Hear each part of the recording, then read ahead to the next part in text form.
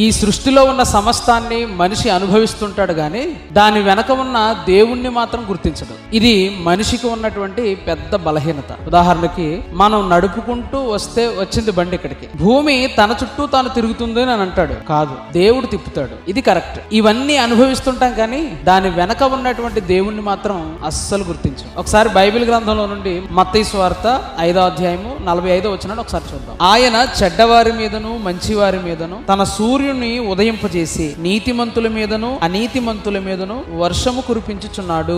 ప్రియమైనటువంటి దేవుని పిల్లలారా, వర్షాన్ని కురిపించేది ఆయనే, సూర్యుడిని తూర్పున ఉదయింపజేసేది ఆయనే. తూర్పున సూర్యుడు ఉదయించగానే మనం అందరం కూడా వాట్సాప్, ఫేస్బుక్ లో good morning good morning good morning అని చెప్తూ ఉంటాం. This is not good morning, this is God's morning. This morning is given by God. వర్షాన్ని కురిపించేది కూడా ఆయనే. వర్షం కురుస్తూ వాతావరణం చల్లగా ఉందనుకోండి, ఏమనుకుంటాం? వేడివేడిగా పకోడీలు, వేడివేడిగా బజ్జీలు వేసుకుని తినాలనుకుంటాం. అంతేగాని ఇంత చల్లని వాతావరణాన్ని మాకు ఇచ్చి వర్షాన్ని కురిపిస్తున్న దేవా నీకు స్తోత్రం అని మాత్రం చెప్పం. అపోస్తలుల కార్యములు 14వ అధ్యాయము 17వ వచనాన్ని ఒకసారి మనం చూడగలిగితే, అయినను ఆయన ఆకాశము నుండి మీకు వర్షమును ఫలవంతములైన ఋతువులను దయచేయచ్చు, ఆహారమును అనుగ్రహించుచు, ఉల్లాసముతో మీ హృదయములను నింపుచు, మేలు చేయుట చేత తన్ను గూర్చి సాక్ష్యము లేకుండా చేయలేదని బిగ్గరగా చెప్పిరి. ప్రభునందు ప్రియులారా, ఇక్కడ మనం చూస్తున్నటువంటి విషయాన్ని మనం జాగ్రత్తగా ఆలోచన చేస్తే, వర్షమును దయచేయువాడు ఆయనే, ఋతువులను దయచేయువాడు ఆయనే, ఆహారమును అనుగ్రహించువాడు ఆయనే, ఉల్లాసముతో మన హృదయాన్ని నింపువాడు ఆయనే, మేలు చేయువాడు ఆయనే. ఇవన్నీ మనం అనుభవిస్తూ ఉంటాం.